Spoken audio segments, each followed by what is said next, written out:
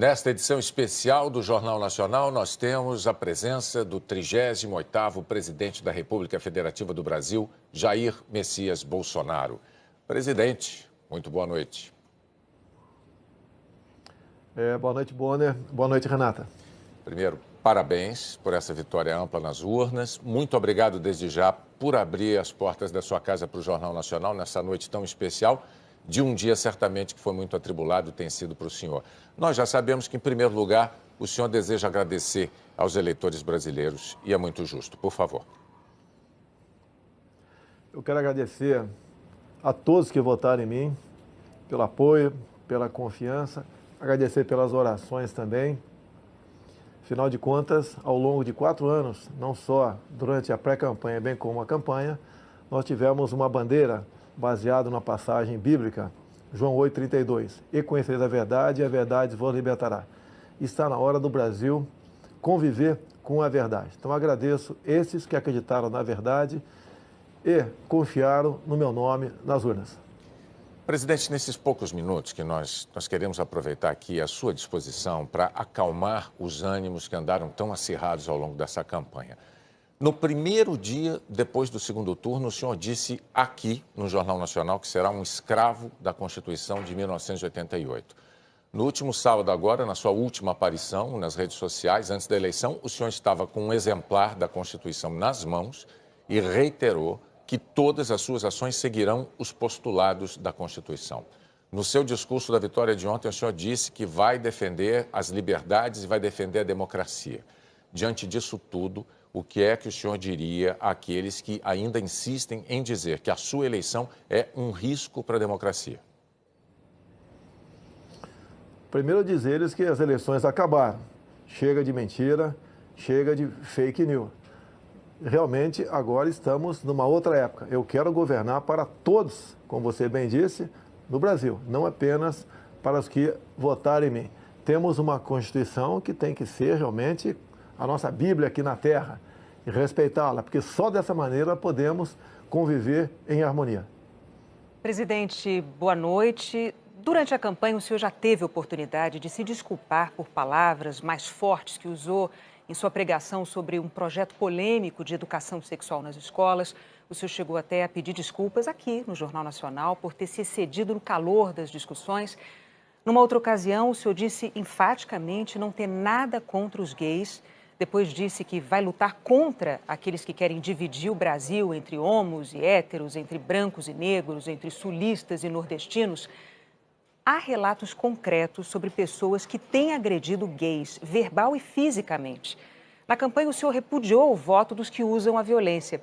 Como presidente eleito, o que o senhor diria para aqueles que ousem ser preconceituosos e agressivos contra outro ser humano apenas por serem gays? A agressão contra um semelhante tem que ser punida na forma da lei.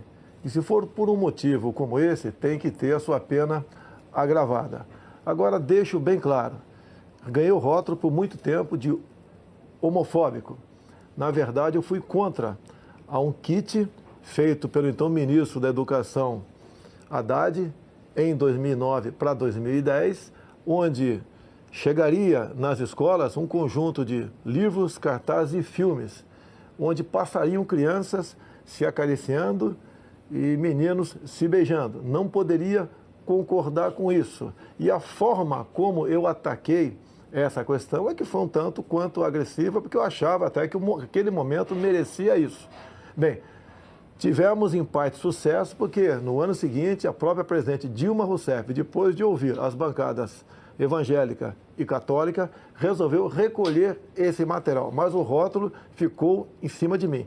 E deixo bem claro que isso tudo aconteceu por ocasião, acredite, do 9º Seminário LGBT Infantil na Comissão de Direitos Humanos da Câmara, onde presente estava o então secretário de alfabetização do MEC, André Lázaro.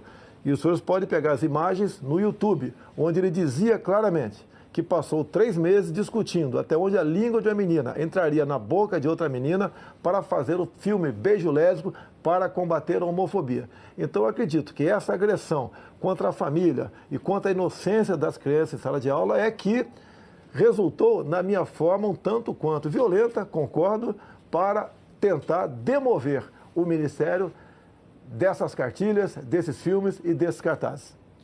Presidente, o senhor sempre se declara enfaticamente, aliás, um defensor da liberdade de imprensa. Mas em alguns momentos da campanha o senhor chegou a desejar que um jornal deixasse de existir. É indiscutível que a imprensa não é imune a erros e nem a críticas. E isso vale para qualquer órgão da imprensa profissional. Mas também é fato que a imprensa livre é um pilar da democracia. Como presidente eleito, o senhor vai continuar defendendo a liberdade da imprensa e a liberdade do cidadão de escolher o que ele quiser ler, o que ele quiser ver e ouvir?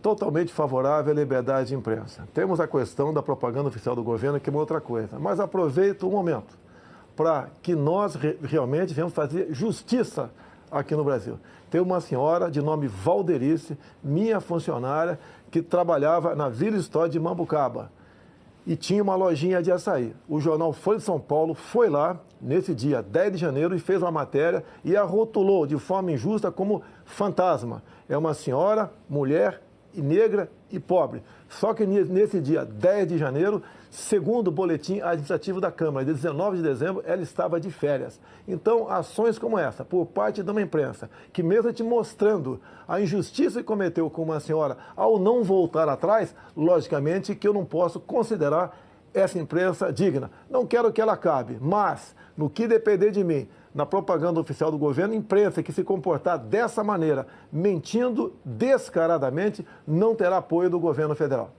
Então o senhor não quer que este jornal acabe. O senhor está deixando isso claro agora. Por si só, esse jornal se acabou, não tem prestígio mais nenhum. Quase todas as fake news que se voltaram contra mim partiram da Folha de São Paulo, inclusive a última matéria, onde eu teria contratado empresas fora do Brasil via empresários aqui para espalhar mentiras sobre o PT. Uma grande mentira, mais um fake news do jornal Folha de São Paulo, lamentavelmente. Presidente, me permita, como editor-chefe do Jornal Nacional, eu tenho um testemunho a fazer. Às vezes, eu mesmo achei que críticas que o jornal Folha de São Paulo tenha feito ao Jornal Nacional me pareceram injustas. Isso aconteceu algumas vezes, mas, para ser justo do lado de cá, eu preciso dizer que o jornal sempre nos abriu a possibilidade de apresentar a nossa discordância, de apresentar os nossos argumentos, aquilo que nós entendíamos ser a verdade. A Folha é um jornal sério, é um jornal que cumpre um papel importantíssimo na democracia brasileira, é um papel que a imprensa profissional brasileira desempenha e a Folha faz parte desse grupo da imprensa profissional brasileira. Mas a gente pode seguir adiante com a próxima pergunta da Renata. Sim, presidente, no discurso em que o senhor fez essa mesma afirmação sobre a imprensa, o senhor disse que os marginais vermelhos serão banidos da nossa pátria. O que o senhor quis dizer com isso?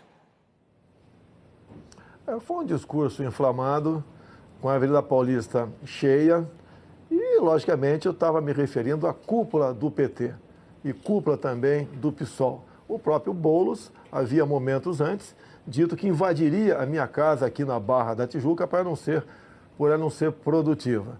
Vimos o candidato do PT derrotado, em vídeo também dizendo que a crise no Brasil só acabaria quando Lula fosse eleito presidente. Então foi um momento de desabafo, é um discurso acalorado, mas não ofendia a honra de ninguém. O que eu quero dizer com aquilo? No Brasil, de Jair Bolsonaro, quem desrespeitar a lei sentirá o peso da mesma contra a sua pessoa. Presidente, essa campanha foi muito polarizada, todo mundo sabe, todo mundo notou, às vezes até dentro de famílias houve brigas, o senhor certamente tem conhecimento disso. Ontem, no seu discurso, o senhor muito corretamente disse que será o presidente de todos os brasileiros. Para conseguir o seu objetivo de conciliação nacional, respeitadas as diferenças de ideias, o que é que o senhor poderia dizer agora, nesse momento aqui no JN, para os que não votaram no senhor? Dizer a todos vocês que não votaram em mim que nós estamos no mesmo barco. Se o Brasil não sair dessa crise ética, moral e econômica, todos nós sofreremos as consequências do que se aproxima no futuro. Nós queremos junto com vocês. Afinal de contas, nós temos tudo tudo para sermos uma grande nação. O que está faltando é a união de todos, evitar as divisões. Essas divisões apareceram no governo anterior. Nordestinos, sulistas, brancos e negros, ricos e pobres, homos e héteros. Isso nós vamos evitar. Vamos tratar todos iguais. E eu apelo àqueles que não votaram em mim. Nos dê oportunidade agora de mostrar que realmente nós podemos fazer uma política de modo que a felicidade se faça presente em nosso meio no futuro. Presidente, uma última pergunta. O senhor disse há pouco à Record e ao SBT que pensa em convidar o juiz Sérgio Moro ou para o Ministério da Justiça ou para o Supremo Tribunal Federal. Qual dessas duas funções o senhor prefere para ele? Olha, o juiz Sérgio Moro é um símbolo aqui no Brasil. Eu costumo dizer que é um homem que perdeu a sua liberdade no combate à corrupção. Ele não pode mais ir na padaria sozinho ou ir passear com a tua família no shopping sem ter um enorme aparato de segurança ao teu lado. É um homem que tem que ter o seu trabalho reconhecido. Para mim, pretendo conversar com ele brevemente, já foi feita essa sinalização positiva, pretendo convidá-lo para o Ministério da Justiça ou, seria no futuro, abrindo uma vaga no Supremo Tribunal Federal, na qual melhor ele achasse que ele poderia trabalhar para o Brasil. É um homem que tem um passado exemplar no combate à corrupção. Em qualquer uma dessas duas casas, ele levaria avante essa sua proposta. E a corrupção tem que ser banida aqui no Brasil. Ninguém suporta mais conviver com essa prática tão nefasta. Presidente Jair Messias Bolsonaro, mais uma vez, nossos parabéns pelo seu desempenho nas urnas, pelos votos que o levaram ao Palácio do Planalto. Muito obrigado por dedicar esse tempo aos eleitores brasileiros, usando o Jornal Nacional para isso. E nós agradecemos, não apenas em nome do JN, mas em nome de todos os eleitores. E em nome de todos os eleitores, pode acreditar, desejamos ao senhor um excelente governo. O Brasil precisa disso. Parabéns mais uma vez e boa noite. Bom, Renata, boa noite e muito obrigado pela oportunidade. Boa noite.